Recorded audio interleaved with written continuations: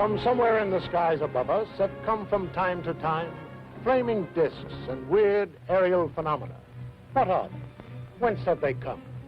Dr. Morris Apiot, one of the leading aerodynamicists in the world, stated that in his opinion, they have originated elsewhere than the Earth, and that they are artificially controlled. Yes, they could be craft from another planet, or a development of enemy power. But whatever they are, they continue to cause a great deal of concern and controversy. And when we are tempted to say that they are just a fiction writer's dream, we must remember that Jules Verne once dreamed of exploring the ocean depths, and in time, we had the submarine. Leonardo da Vinci also prophesied that someday man would fly like a bird. Today, flying is commonplace. Even the atom bomb thrilled readers of fiction magazines before it became a reality. In fact, the author was so realistic in his description of a terrifying destructive force that he was investigated by the FBI, who thought he had gotten secret information from government laboratories. But now man dreams of limitless power to propel us into outer space, where we can explore other worlds. So, while travel to another planet may seem highly imaginative to us today, in the year 2000, it may be commonplace. Here, for example, is a story of travel in the skies, visits to worlds in outer space, which may well be the blueprint of life to be lived in the years to come.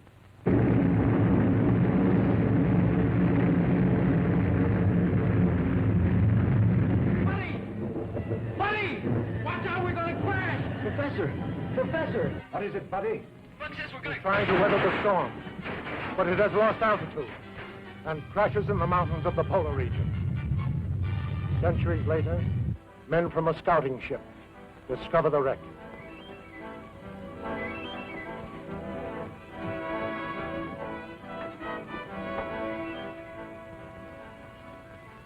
They're in a perfect state of preservation. Must have been frozen since the ship crashed.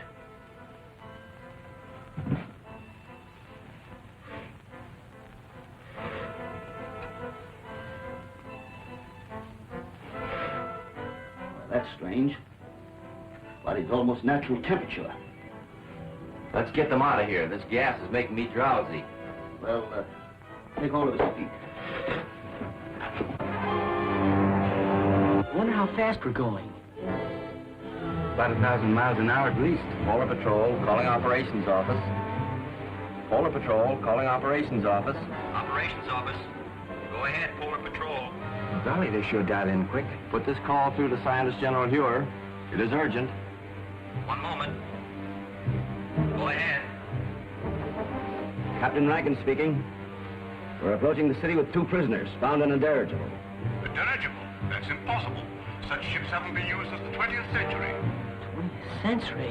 What does he mean? I don't know. Ship was frozen on the tip of Bering Glacier. Prisoners were in a state of suspended animation when we found them. Bring them directly to me when you land. That is all.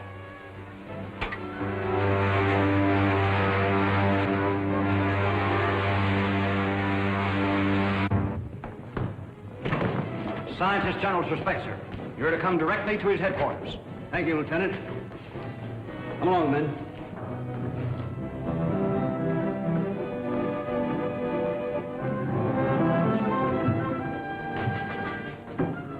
Come on.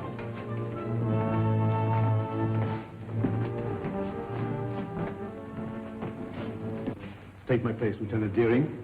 Follow our spaceship through the televi. How did you come to be in that dirigible? I was in command. We'd taken off from New York and were making a transpolar flight around the world when... What year was that? 1938. 1938? Impossible. Let me verify that.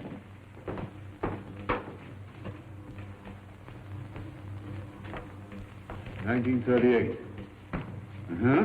There was such an expedition. Your name, please. Buck Rogers. Lieutenant Rogers officially. And yours, my boy?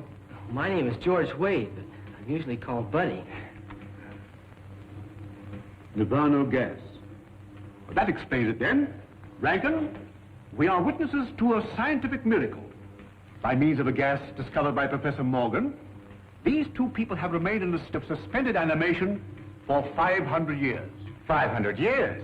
That makes me old enough to be my own great-grandfather. But, Professor Hure, that's impossible, sir. Dr. Hure, Killer Kane has captured another of our pilots.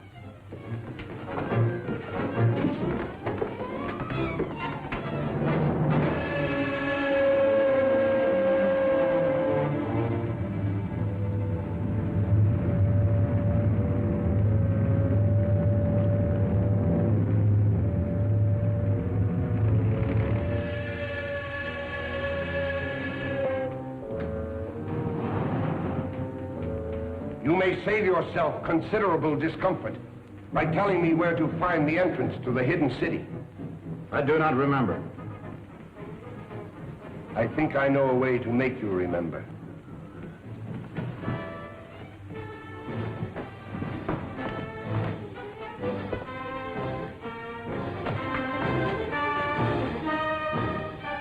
Look into that instrument. Look into it. Those men were once pilots of Dr. Hure's ships. Now they are living robots. Men robbed of all willpower while they wear the helmets I had designed for them. Shall I have you measured for a robot's helmet? Or will you tell me where the entrance to the hidden city is? I do not remember. Take him away. I don't understand, sir. Who is this man called Killer Kane? He is the result of the stupidity of the men of your century. You failed to stamp out lawlessness, and in the end, the criminal became stronger than the law. Racketeers, you call them. Today, they rule the world as cruelly as they ruled their gangs in your day. Well, isn't there any chance of help from an outside source? Only from men on some other planet. Another planet? That doesn't sound very hopeful. It could be, but our spaceships seem unable to slip through Kane's air blockade. We've lost 5 thus far trying it. You mean you actually have ships that can travel from planet to planet? Of course. If you have ships that can travel that far, you know, I think I know a way of running that blockade. Well, if you have any plans, I'm ready to listen to them.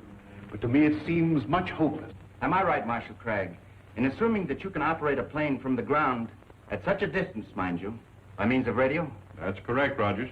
Well then, sir, why don't you send up such a ship as a decoy? While Kane's patrol is following it, I can slip through in a spaceship and get help from Saturn. We've already lost too many ships and crews. We can't afford to try it. It seems to me you can't afford not to try it, sir. Rogers is right, Marshal. Unless we get help from Saturn, our cause is lost. Very well, sir. You're in charge. Thank you very much. Lieutenant Deering, you will go with Rogers to establish a means of communication with Saturn, if you do get through to that planet.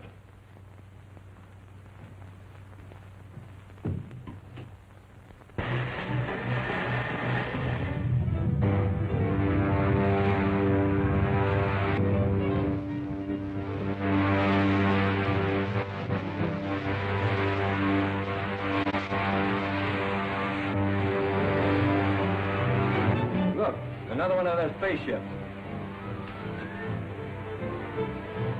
Patrol ship 7-4 calling 60,000-foot patrol.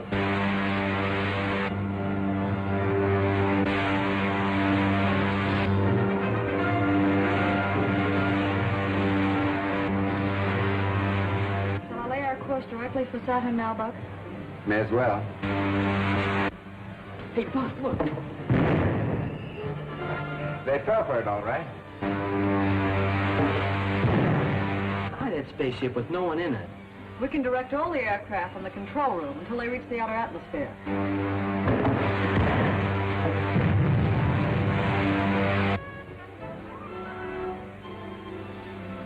Don't think we'll run into any more trouble.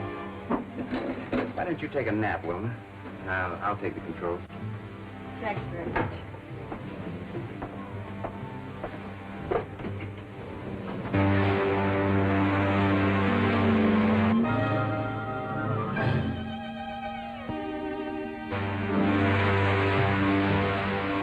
Hey, Buck, what's that up ahead? Looks like a gray wall. That's the outer atmosphere of Saturn, buddy. It's 10 times denser than the air around the Earth.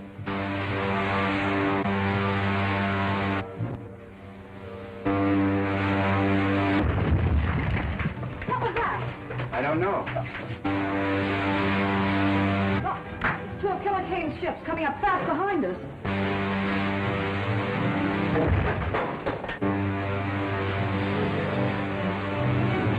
Retard your speed to 1/2. If we do, they'll get away from us. Don't worry about that.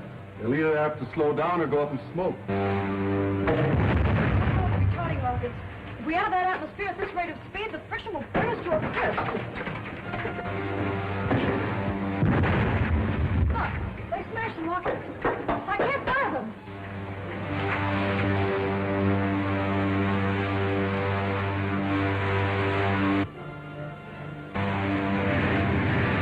Help me open the release valves in the oxygen tank. If they explode, we'll be blown to atoms. Buddy, take the controls. The portholes are giving way, Buck. That's no use. The heat has melted the valve head. Move, buddy.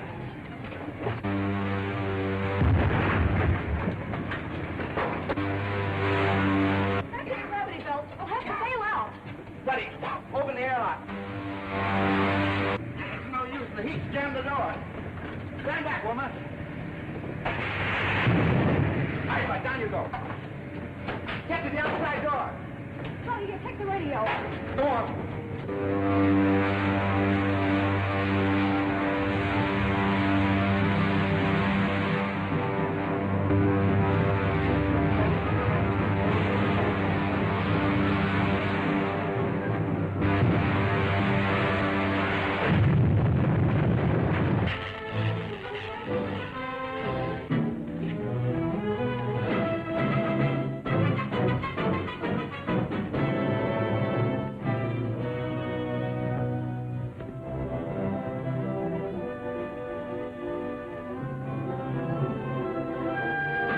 A desolate-looking place.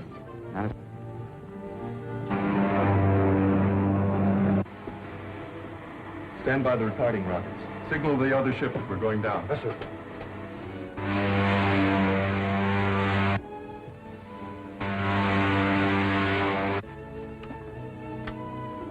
Lieutenant Deering calling the Scientist General of Earth. Lieutenant Deering calling the Scientist General of Earth. Air Control Headquarters at the Hilly. Go ahead, Lieutenant Deering. Give me the Scientist General at once, please.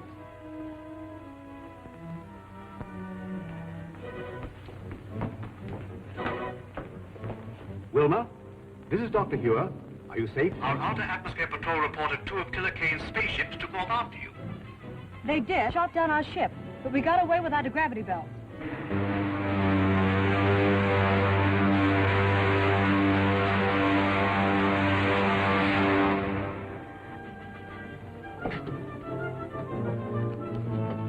If Saturn is like this, you can have it. Right. Wreck's over that way. Tell the men on the other ship to stand guard.